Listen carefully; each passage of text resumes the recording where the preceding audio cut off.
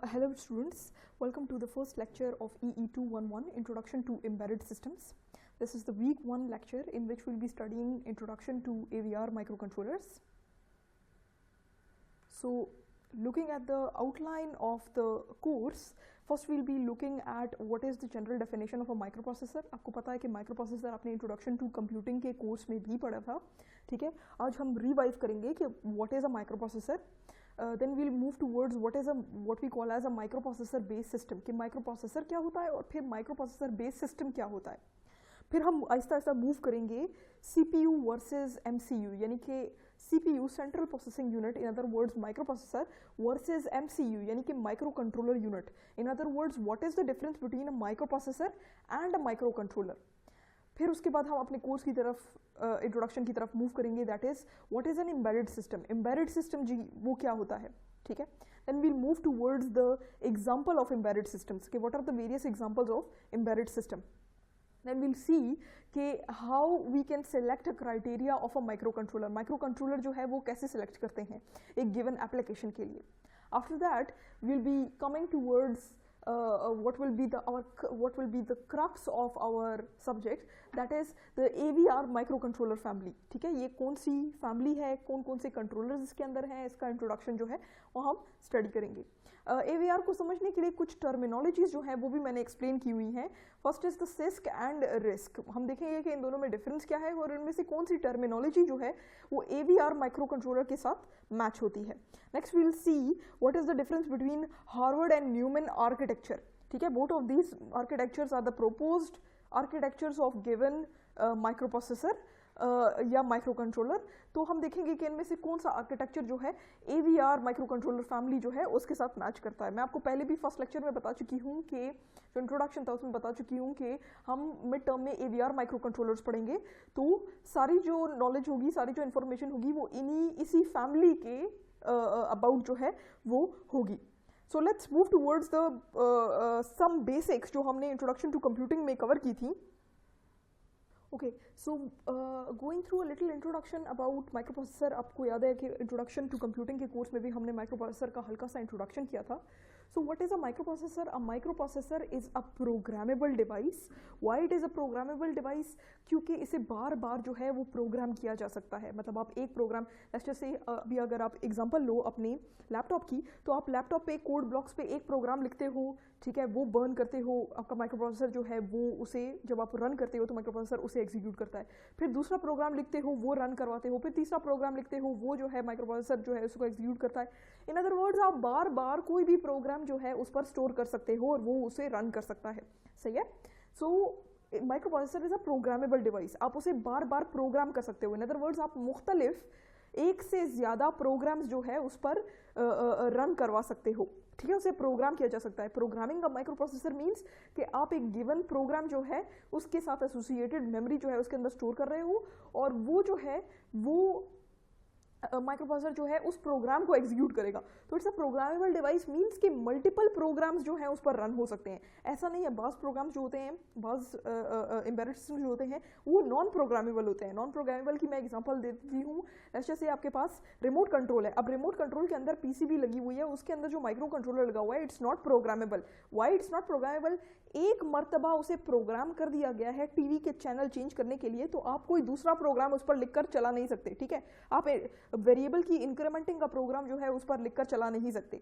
ठीक है, सो इसीलिए आप उसको कहोगे it's a non programmable device. लेकिन माइक्रोप्रोसेसर जो है जो आपके लैपटॉप्स में लगा हुआ है, फॉर एग्जांपल ये Intel core i7, it is a programmable device. मतलब आप एक से ज्यादा मरतबा उस पर मुख्तलिफ प्रोग्राम जो है चला सकते हो. ठीक है, वो एग्जीक्यूट कर सकता है मल्टीपल प्रोग्राम्स.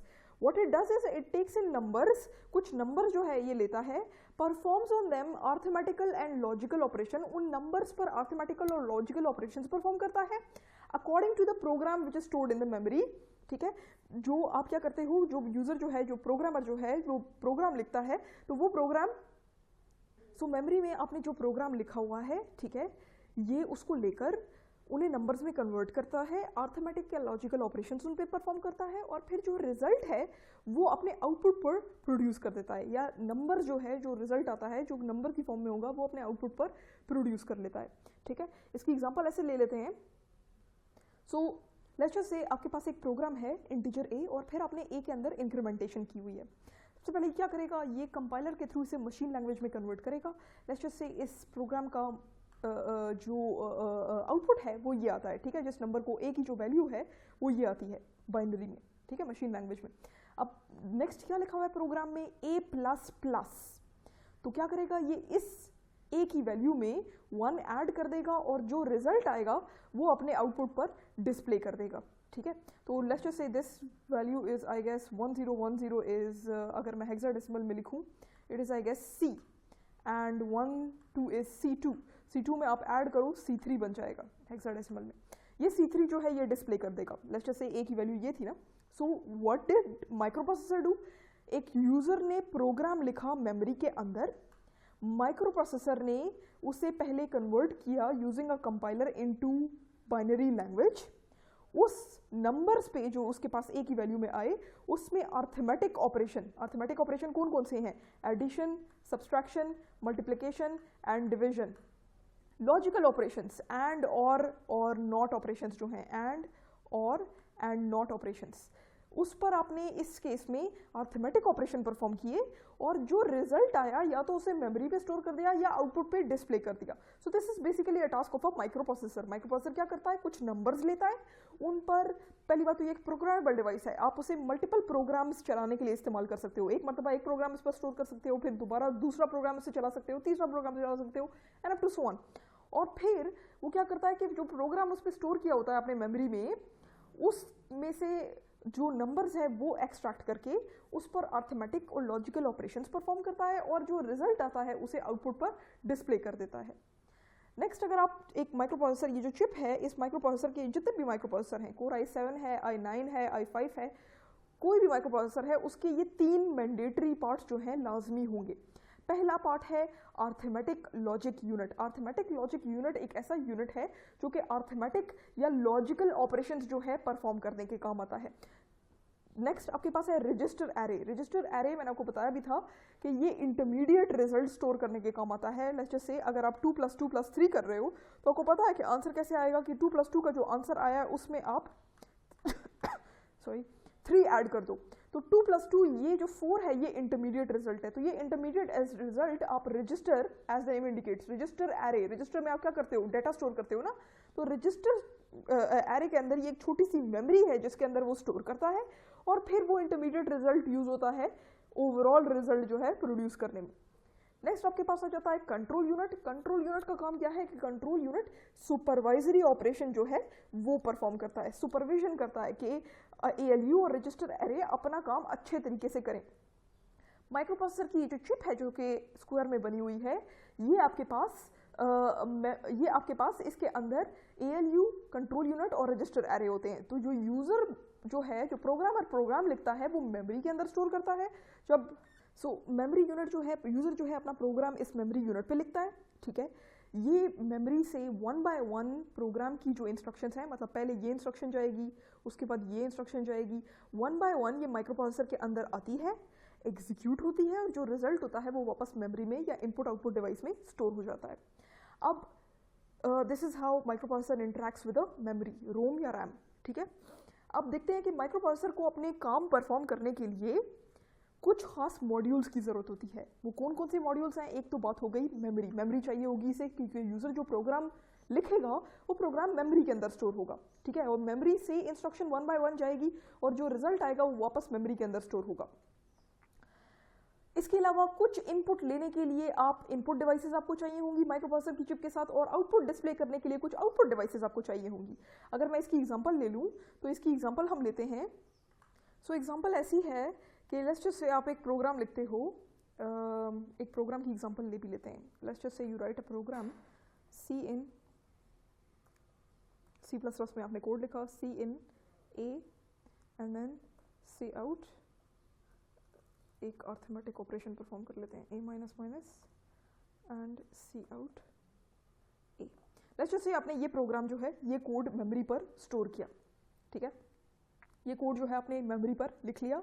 कंपाइलर जो है वो इसे, कंपाइलर क्या करेगा, जो कंपाइलर स्टोर हुआ होगा मेमोरी के अंदर वो इस प्रोग्राम को मशीन लैंग्वेज में कन्वर्ट करके मेमोरी के अंदर स्टोर कर देगा। कौन सी मेमोरी के अंदर, रोम के अंदर स्टोर करेगा जी, ठीक है। अब रोम के अंदर इसने स्टोर कर दिया, माइक्रो प्रोसेसर क्या करेगा, सबसे पहले ये इंस्ट्रक्शन जो है इंपोर्ट करेगा, CNA ये इंपोर्ट करेगा। अच्छा जी, इसे पता चल जाएगा ALU के थ्रू, इसे पता चल जाएगा जी इसका मतलब है कि हमने इस इनपुट डिवाइस से एक इनपुट लेना है। तो क्या होगा कि आपके पास ये एक्सपेक्ट करेगा कि कीबोर्ड जो है से है यूज़र एक नंबर जो है वो इनपुट करे। जब वो नंबर इनपुट करेगा तो नेक्स्ट स्टेप क्या होगा कि वो ये सेकंड इंस्ट्रक्शन जो है वो जो है ट्रेवल करेगी इनसाइड द माइक्रो प्रोसेसर और A++ हो जाएगा। जो नंबर उसने इंटर किया जैसे 3, तो वो इंक्रीमेंट होकर 4 हो जाएगा। अब देखो क्या किया, उस नंबर पे उसने अर्थमेटिक इंस्ट्रक्शन परफॉर्म किया है। नेक्स्ट Cout A, वो जो नंबर आपके पास आ गया था, माइक्रो प्रोसेसर अब क्या करेगा, ये इंस्ट्रक्शन जो है ये ट्रेवल करेगी to the microprocessor, execute होगी और ये जो नंबर होगा ये आउटपुट यानी कि LCD स्क्रीन पर डिस्प्ले हो जाएगा। So this is how micro processor works in correspondence with the input, output and memory devices, and this whole system is known as a microprocessor based system। आपके laptops जो हैं वो microprocessor based system है, आपके desktop computer जो है microprocessor based system है, आपके स्मार्टफोन्स जो हैं वो माइक्रोप्रोसेसर बेस्ड सिस्टम है। क्यों? क्योंकि उसमें इनपुट है। लेट्स से स्मार्टफोन की मैं बात करूं तो उसमें टच स्क्रीन इनपुट है, ठीक है, अंदर माइक्रोप्रोसेसर लगा हुआ है सैमसंग का, और we have an output. Output आपके पास क्या है, जो स्क्रीन है उस पर आपके पास LCD लगी हुई है विच इज एन आउटपुट, ठीक है। और अंदर आपके पास रैम यानी कि मेमोरी भी मौजूद है। मेमोरी में आपके पास रोम भी आ जाती है जो उसकी परमानेंट मेमोरी है, SD कार्ड्स भी आ जाते हैं, स्टोरेज भी आ जाता है और रैम भी आ जाती है जिसमें इंटरमीडिएट डाटा जो है वो आप स्टोर करते हो। So this collectively microprocessor along with input, output and memory is known as a microprocessor based system।